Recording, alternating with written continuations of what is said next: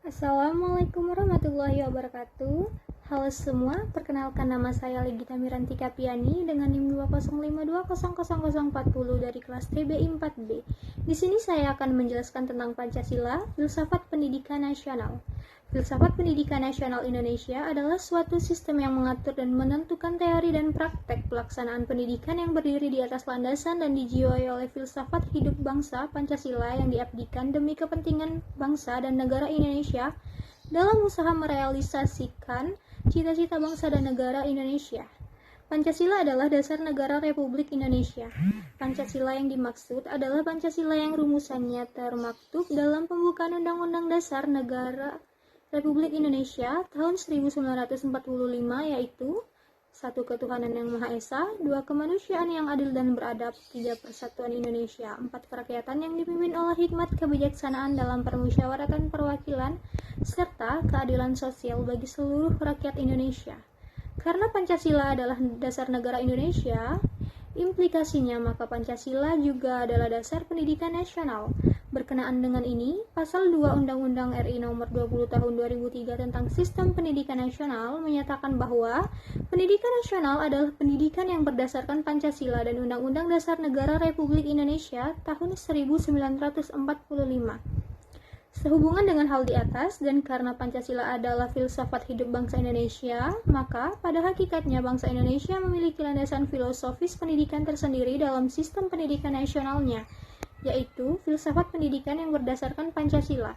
Sebab itu, kita perlu mengkaji nilai-nilai Pancasila untuk dijadikan titik tolak dalam rangka praktek pendidikan maupun studi pendidikan. Barangkali muncul pertanyaan di benak kita, jika demikian halnya, untuk apa kita mempelajari landasan filosofis pendidikan dari berbagai aliran, seperti idealisme, konstruktivisme, pragmatisme, dan sebagainya. Sebagaimana telah dipelajari melalui bab-bab terdahulu, berbagai landasan filosofis pendidikan tersebut tetap perlu kita kaji dengan tujuan untuk memahaminya. Untuk kita pilah dan kita pilih gagasan-gagasannya yang positif yang tidak bertentangan dengan nilai-nilai Pancasila. Untuk diambil hikmahnya dalam rangka mengembangkan dan memperkaya kebudayaan pendidikan kita. Hal ini memiliki landasan yuridis yang kuat sebagaimana tertuang dalam Pasal 32 Undang-Undang Dasar Negara Republik Indonesia tahun 1945 beserta penjelasannya. Pancasila sebagai Weltanschauung, artinya nilai-nilai Pancasila itu merupakan sesuatu yang telah ada dan berkembang di dalam masyarakat Indonesia, yang kemudian disepakati sebagai dasar filsafat negara. Philosophische Grundlage. Konsep filsafat umum. 1. Ontologi, hakikat realitas. Bangsa Indonesia meyakini bahwa realitas atau alam semesta tidaklah ada dengan sendirinya, melainkan sebagai ciptaan makhluk Tuhan yang Maha Esa. Tuhan adalah sumber pertama dari segala yang ada. Ia adalah sebab pertama dari segala sebab, tetapi ia tidak disebabkan oleh sebab-sebab yang lainnya. Dan ia juga adalah tujuan akhir segala yang ada. 2. Epistemologi. Ajaran Pancasila dengan teorinya selaras, serasi, dan seimbang, mengakui kebenaran pengetahuan rasio dan pengetahuan pengalaman. Baik rasio maupun pengalaman dapat menjadi sumber pengetahuan. Pengetahuan datang dari intuisi dan juga bersumber pada kebenaran agama. Logika yang dikembangkan dalam epistemologi Pancasila adalah logika formal, deduksi, logika induksi, logika ilmiah, dan logika intuisi. 3. Aksiologi.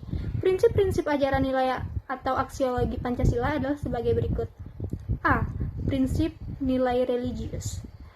Hakikat nilai, sumber pertama segala nilai hakikatnya adalah Tuhan yang Maha Esa. Karena manusia adalah makhluk Tuhan, juga adalah pribadi dan sekaligus insan sosial, maka hakikat nilai diturunkan dari Tuhan yang Maha Esa, masyarakat, dan individu. B. Prinsip nilai alami. Prinsip nilai alamiah artinya alam semesta sebagai ciptaan Tuhan yang berisi kebaikan-kebaikan alamiah yang berupa nilai-nilai hukum alam. C. Prinsip nilai manusia. Prinsip nilai-nilai manusia yakni bahwa manusia adalah subjek penilai. D. Prinsip relativitas dan memutlakkan nilai-nilai hidup, budaya maupun manusia ada yang bersifat relatif terbatas oleh kurun waktu dan tempat. Baik, mungkin hanya itulah yang dapat saya sampaikan. Lebih dan kurangnya mohon dimaafkan. Wabillahi taufik wal hidayah. Wassalamualaikum warahmatullahi wabarakatuh. Terima kasih.